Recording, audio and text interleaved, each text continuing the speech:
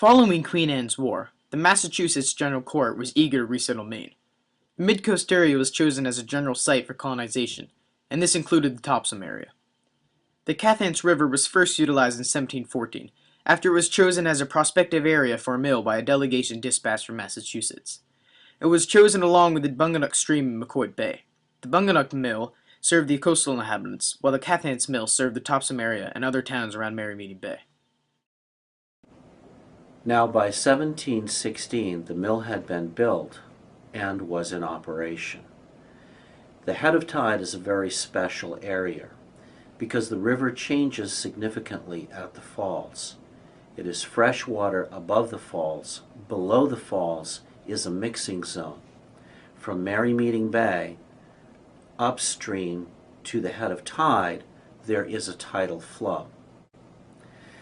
That was a great transportation highway in order to get the lumber out and to the various communities within the region.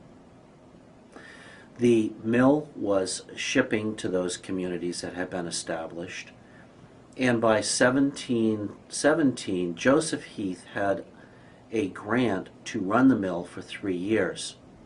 He was also the clerk for the proprietors. He is extremely occupied, however, because of native hostilities, and the amount of production from the mill during that period was probably minimal. In 1719, the Penobscot proprietors deeded the Cathance Mill and 500 acres of timberland to fellow proprietors Oliver Noyes and John Wentworth. The mill continued running somewhat smoothly, but the surrounding community was subjected to more than their fair share of trials. In 1722, a devastating Native American attack on Penobscot proprietor holdings, described in this letter by Colonel Harmon, scared away many settlers. The mill was not without competition. In 1738, Peter Nowell, who had built the head of tide mill for the Penobscot proprietors, constructed a mill on the Abagadasset River that competed with the Topsham mill. By 1750, more families had begun moving into the area. A large number of these were Scots-Irish. The fear of Indian raids had subsided somewhat, but times continued to be hard for the people of Topsham. About this time, a group from Massachusetts bought the Plymouth Grant on the Kennebec River, just north of the Penobscot holdings. This led to a land dispute with the Penobscot proprietors over who actually owned that section of land. One claimed that the other owned it, and the other claimed the same. The border for this dispute was the Cathance River.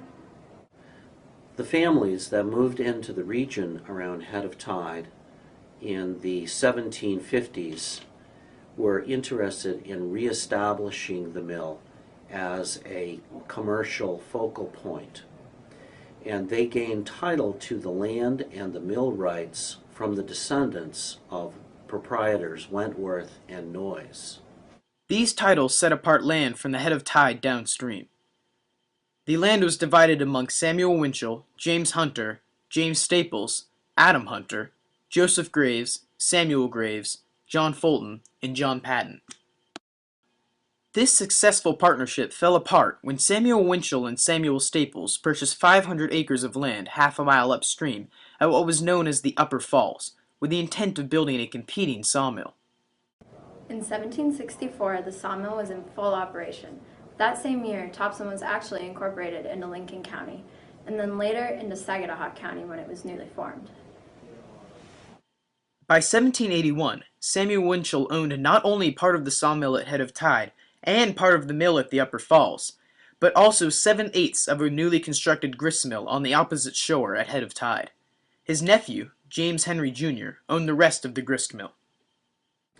John Mitchell, who was one of the 1750 proprietors, along with Winchell, of the first sawmill, became a partner with Winchell in the upstream second sawmill.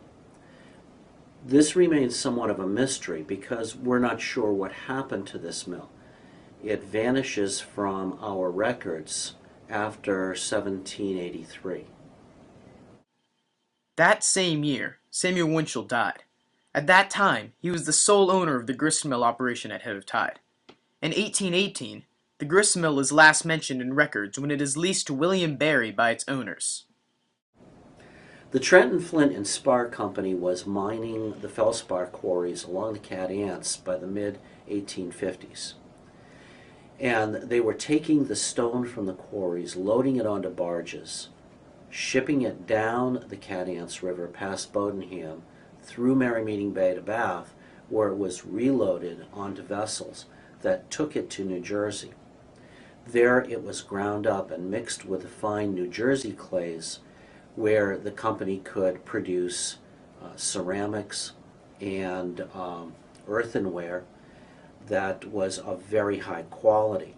This included plates, dishes, teapots, and so forth. The company decided that it would be much more profitable to grind the stone in Topsham and ship the powdered feldspar to New Jersey.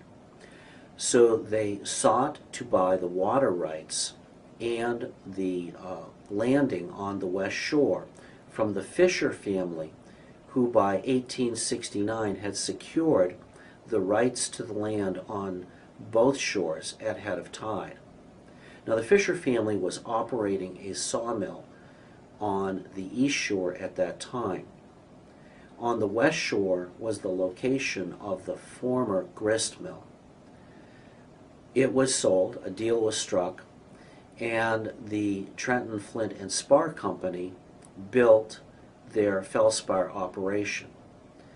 And it goes into operation in 1871.